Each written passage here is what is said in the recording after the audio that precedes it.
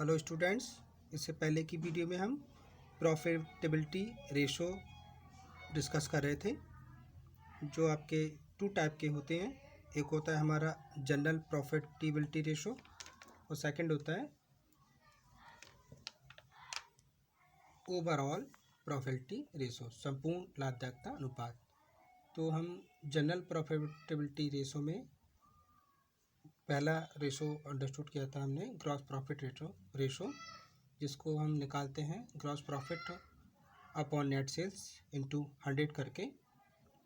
और हमने इसका देखा था कि ये अनुपात हमें बताते हैं कि बिक्री का प्रत्येक रुपया कितना लाभ प्रदान करता है।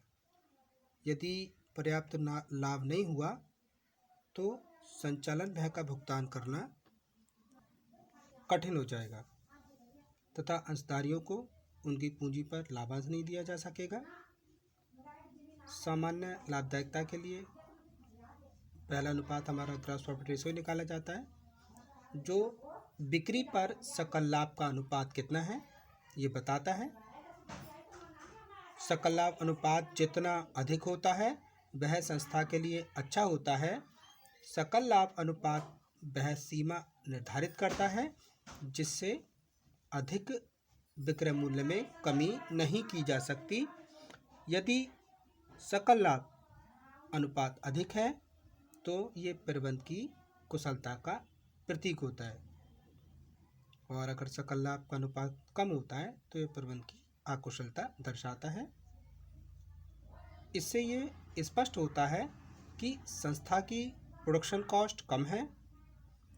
ग्रॉस प्रॉफिट रेशो जितना अधिक होगा तो अच्छा माना जाएगा जब तक वह बिक्री की राशि कम ना होने दे। यदि बिक्री की मात्रा घटने लगे तो हमारा सकल लाभ अनुपात भी हमारे लिए डेंजरस हो जाएगा, हानिकारक हो जाएगा। इसका कारण क्योंकि संचालन व्यय के लिए पर्याप्त सकल लाभ होना आवश्यक है, जो अधिक मात्रा में बिक्री होने पर ही पॉसिबल होगा। सकल लाभ बिक्री मूल्य, बिक्री की मात्रा तथा लागत के बीच के संबंध को दिखाता है। सकल लाभ की मात्रा अधिक होने के लिए बिक्री की मात्रा अधिक होना आवश्यक है, जबकि सकल लाभ का अनुपात अधिक होने के लिए बिक्री मूल्य का अधिक होना और लागत मूल्य का कम होना आवश्यक है। अब यहाँ हम इलस्ट्रेशन देखेंगे। From the following information calculate gross profit and gross profit ratio, मतलब निम्न सूचनाओं से हमें सकल लाभ तथा सकल लाभ अनुपात की गणना करना है। तो क्वेश्चन में दे रखा है ईयर 2003 से 2004 और सेकंड ईयर दे रखा है इसमें 2004 से 2005। तो 2003 से 2004 तक इसमें यूनिट सोल्ड की गई है 15,000 यूनिट्स। इसका सेलिंग प्राइस था ₹40,000 पर यूनिट और इसका कॉस्ट प्राइस था ₹30 पर यूनिट। ऐसे ही सेकंड ईयर था 2004-2005 के लिए, इसमें यूनिट बेची गई हैं आपकी 18,000। इसका सेलिंग प्राइस था ₹45 पर यूनिट और इसका कॉस्ट प्राइस था ₹36 पर यूनिट। अब इसमें हमें ग्रॉस प्रॉफिट रेशो निकालने के लिए ग्रॉस प्रॉफिट और सेल्स की ज़रूरत पड़ती है। तो यहाँ पे अभी हमें ग्रॉस प्रॉफिट ही नहीं पता, तो पहले हम इसमें ग्रॉस प्रॉफिट को कैलकुलेट करेंगे। तो ग्रॉस प्रॉफिट को कैलकुलेट करने के लिए हमारा फॉर्मूला होता है gross profit is equal to net sales minus cost of goods sold. तो यहाँ पे हमें सेल्स कैलकुलेट करना है, cost of goods sold calculate करना है, फिर सेल्स में से cost of goods sold subtract करके ग्रॉस प्रॉफिट निकालेंगे। तो इसकी प्रोसेस देखते हैं कैसे कैसे कैलकुलेट किया गया है। तो देखिए ये 2003 से 2004, 2004 से 2005। अब पहले हम सेल्स देखेंगे कि 2003 से 2004 के लिए सेल्स कितनी थी। तो हमने देखा यहाँ पे यूनिट सोल्ड की गई हैं 15,000 15,000 और जिसका सेलिंग प्राइस है 40 रुपीज़ पर यूनिट। अब हमारे पास 15,000 यूनिट हैं और एक यूनिट की कॉस्ट 40 रुपये है। तो इस तरीके से हम टोटल यूनिट की अमाउंट निकाल लेंगे 15,000 मल्टीप्लाई 40। तो 1 2 3 4 1 2 3 4 0 15 4 जा 60। तो इस तरीके से 6 लाख हमारी सेल्स आ जाती है। ऐसे ही 2004 2005 के लिए सेल्स कैलकुलेट करनी है हमें। तो हम ये देखेंगे पहले यूनिट सोल्ड कितनी की थी हमने 2004 2005 में 18,000 और 18,000 की जो यूनिट सोल्ड की हैं उसका सेलिंग प्राइस है 45 पर यूनिट। तो हमें पता चल गया कि यहाँ पे 18,000 हमारी यूनिट है और 45 रुपये की एक इकाई है। तो 18,000 की मल्टीप्लाई हम 45 से करेंगे। तो यहाँ पे हम मल्टीप्लाई करते हैं 18,000 मल्टीप्लाई 45। तो यहाँ हमारा अमाउंट आ जाएगा 8,10,000 8,10,000। अब हमने दोनों ईयर की सेल्स कैलकुलेट कर ली हैं।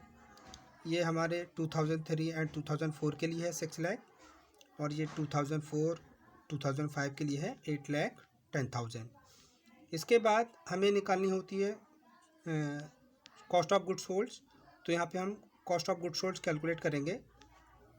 तो हम देख रहे हैं कि 2003 एंड से 2004 के लिए ये जो कॉस्ट थी वो पहले यूनिट देखेंगे। यूनिट सोल्ड कितनी की गई हैं 15,000 और जिसकी कॉस्ट प्राइस है 30 रुपीज़ पर यूनिट। मतलब एक इकाई की जो लागत है कॉस्ट है वो हमारी 30 रुपीज़ है। तो यहाँ 15,000 की मल्टीप्लाई 30 से करेंगे तो हमारा अमाउंट आ जाएगा 4,50,000।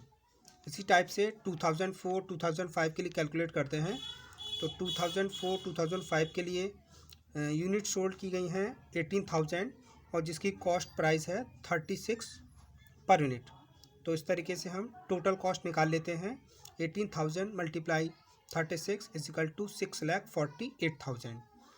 तो हमने देखा कि ग्रॉस प्रॉफिट कैलकुलेशन करने के लिए हम सेल्स में से कॉस्ट ऑफ गुड्स सोल्ड को सब्ट्रैक्ट करते हैं। तो हमारी यहाँ पे आ जाती है 2003 2004 के लिए टोटल सेल्स 6 लाख और इसमें से हम कॉस्ट सब्ट्रैक्ट कर देते हैं 4,50,000।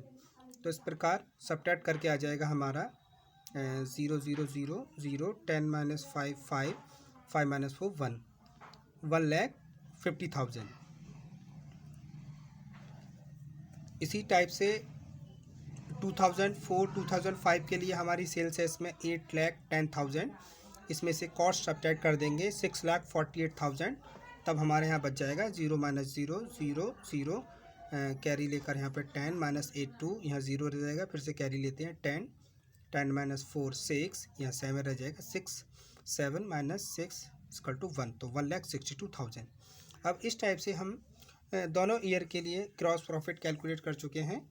तो क्वेश्चन में डिमांड थी ग्रॉस प्रॉफिट की और ग्रॉस प्रॉफिट रेशो की।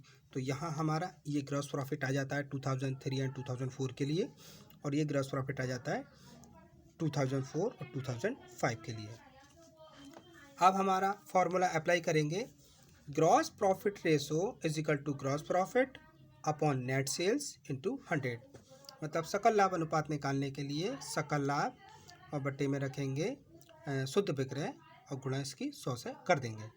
अब हम 2003 2004 के लिए अप्लाई करते हैं। तो 2003 2004 के लिए हमारे पास ग्रॉस प्रॉफिट था 1,50,000। अब इसमें सेल्स थी 6 लाख और इंटू 100। तो इस टाइप से हम इसमें यहाँ से 20 से 100 के 20 कट करते हैं और ये 30 से 30 कट कर लेते हैं और 6 से 150 को डिवाइड कर देते हैं।